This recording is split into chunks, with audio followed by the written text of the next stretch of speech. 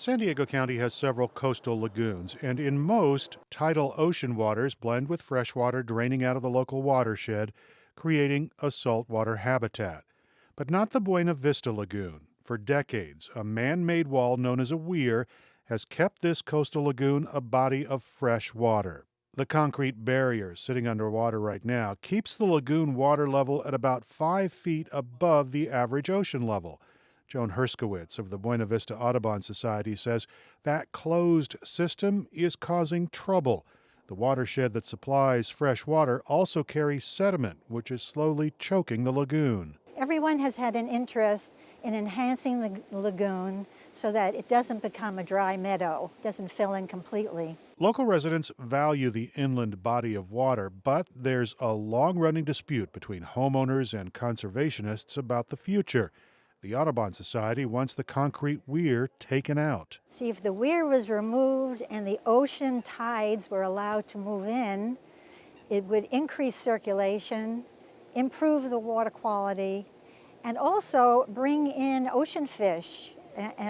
These lagoons are nurseries for ocean fish such as halibut, and that would be an advantage. Herskowitz says the region has a rare chance to add to rapidly dwindling supplies of coastal salt wetlands, and allowing the ocean tides to flood the lagoon would get rid of another vexing problem.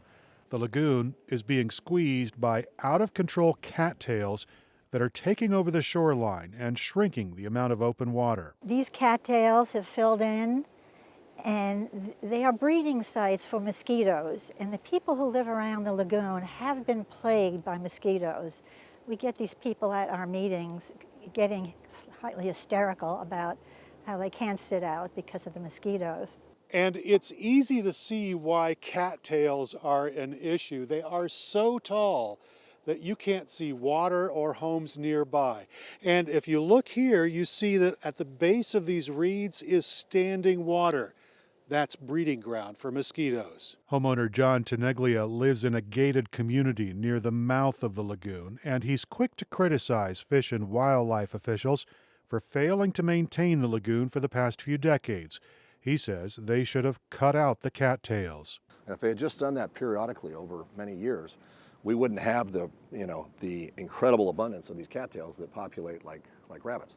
And so from time to time, we clean up the cattails here just because we realize they grow and they're a menace and they choke things off. Now, under salt water, the cattails go away. Yes, I would agree with that. But under proper maintenance, the cattails can go away. Teneglia is among those who fought hard to keep this a freshwater lagoon. He doesn't share the confidence of local planners that opening the lagoon to the ocean would even work. They would widen this from 50 feet to 100 feet, rip out the weir and make this a complete tidal flushing basin. And they would dewater the entire lagoons and then hope that it would matriculate over a number of years, but they've admitted there's no guarantee it will. And they've got things in the Environmental Impact Report, the EIR, that states that they've got to monitor this and make changes as they go along. But they admit it's an experiment. The San Diego Association of Governments took over stewardship of the project in 2012 after the State Fish and Game Department couldn't broker a plan that worked for all the stakeholders. SANDAG planners have painstakingly examined the lagoon and 4 potential solutions: saltwater, freshwater, a hybrid solution, or doing nothing. It's a beautiful body of water, and we're now talking about changing that forever. So whatever we do today, our generations after us are going to have to live with that. So that's a big deal. SANDAG was poised to vote on the issue last January, but put off a decision to incorporate more public input in the Environmental Impact Review. That document recommends moving forward with the saltwater lagoon option, and the board is expected to vote that plan up or down. The board may also discuss the Carlsbad City Council request this week to put off a decision for 6 more months to allow the parties to work out a compromise solution.